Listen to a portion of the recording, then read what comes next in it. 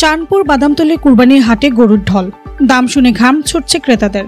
সিয়াম বিশ্বাস, মেহেন্দিগঞ্জ প্রতিনিধি। কোরবানির ঈদকে সামনে রেখে বরিশাল জেলার মেহেন্দিগঞ্জ উপজেলার চাঁদপুর বাদামতলী পশুর হাটে ক্রেতা বিক্রেতাদের ব্যাপক উপস্থিতি লক্ষ্য করা গেছে। হাট জুড়ে হাজারো গরু ও ছাগলের সমাবেশ ঘটেছে, যার বেশিরভাগই এসেছে বিভিন্ন এলাকা থেকে।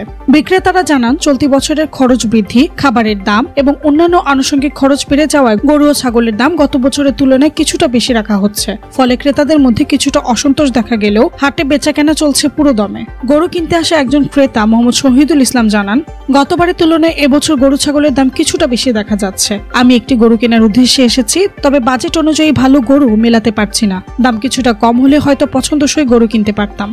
অন্যদিকে বিক্রেতারা বলছেন, বাজারে গরু চাহিদা অনেক বেশি, কিন্তু পরিবহন ও খাদ্য খরচের কারণে তারা কম দামে গরু বিক্রি করতে পারছেন না। এতে করে হাটে দর কষাকষির দৃশ্য চোখে পড়ার মতো।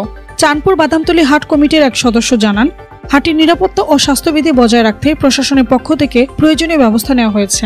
তিনি আশা করেন, আসন্ন ঈদকে ঘিরে হাটের বেচাকেনা আরো জমে উঠবে। গতবারের তুলনায় কি গরুর দামটা কি বেশি মনে হচ্ছে আপনার কাছে?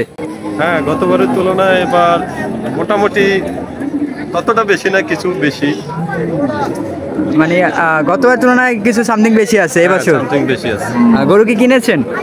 না, কিনি নেই, কিনবো। কেনার জন্য আসছি, দেখতেছি যে যদি পছন্দ হয় ইনশাআল্লাহ কিনবো আজকে।